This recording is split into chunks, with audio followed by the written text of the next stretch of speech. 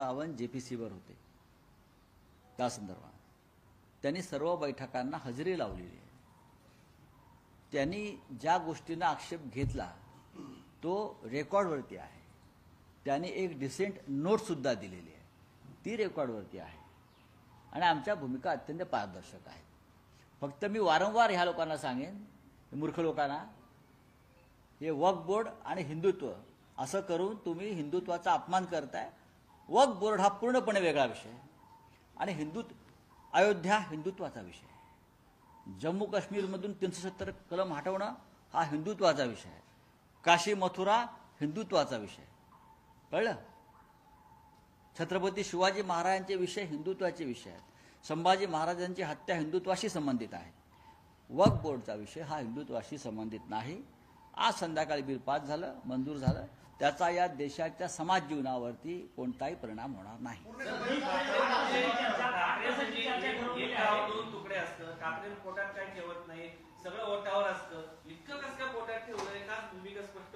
काय पोटात ठेवला होईल ना? भूमिका ही फ्लोअरवरती सभागृहात मंजूर सांगायची असते, मीडिया समोर नाही। काल रात्री विरोधी पक्षांची बैठक मल्लिकार्जुन खरगे यांच्यासह सगळेच लोक हजर होते। तिथे एक आमची भूमिका ठरलेली आहे ना। हा एक आमच्या संपूर्ण आघाडीचा एक निर्णय आहे की आधी आपण चर्चा करायची, चर्चेमध्ये आपले मुद्दे मांडायचे आणि त्यानंतर मुळात मतदान होऊ देतील की नाही हाच प्रश्न आहे। हा महिला विधेयकाच्या वेळेला ज्या प्रकारचा गोंधळ आणि दंगल झाली सभागृहात आणि मतदान होऊ दिलं नाही, अशा प्रकारची दंगल घडवण्याचा डाव दोन्ही सभागृहामध्ये हा भारतीय जनता पक्षाचा आणि सरकार पक्षाचा स्पष्टपणे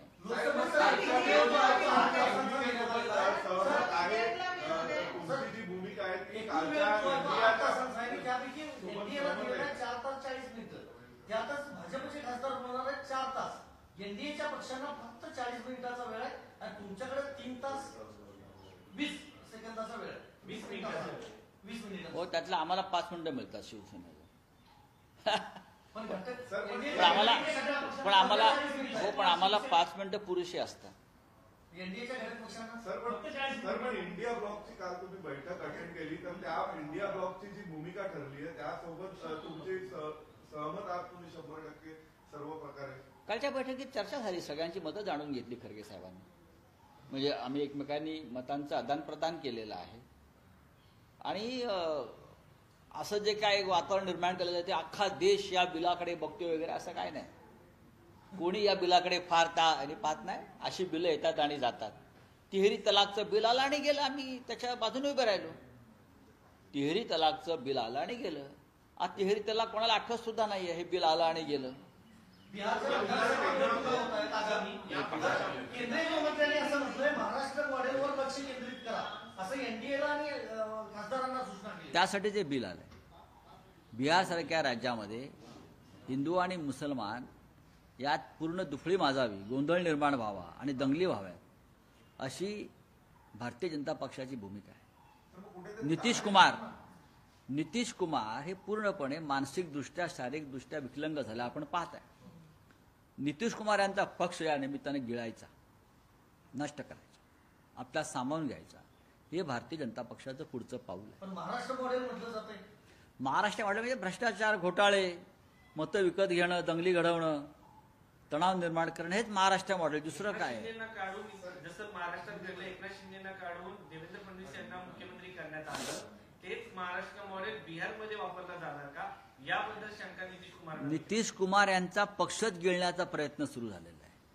नितीश कुमार यांचा पक्ष हा नितीश कुमार यांच्यानंतर अस्तित्वातच राहणार नाही, तो एकखांबी तंबू आहे। नितीश कुमारांचा पक्षच ठेवायचा नाही निवडणुकीनंतर आणि तो पक्ष भाजपमध्ये सामावून घ्यायचा आणि संपूर्ण बिहारवर राज्य करायचं, अशा प्रकारे त्यांचं एकंदरीत धोरण मला दिसत आहे। चला हिंदी में बोलिए, क्या है? नहीं,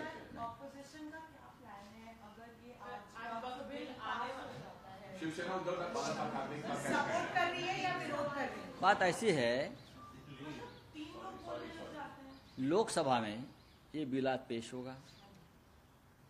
ये बिल जो जोड़ा जाता है हिंदुत्व से, हम मानते हैं वक्त का जो अमेंडमेंट बिल है उसका और हिंदुत्व का कोई संबंध नहीं है, जो जोड़ना चाहते हैं। ये एक नॉर्मल बिल है।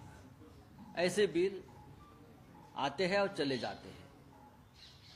ट्रिपल तलाक का बिल आया था, हम उनके समर्थन में खड़े रहे।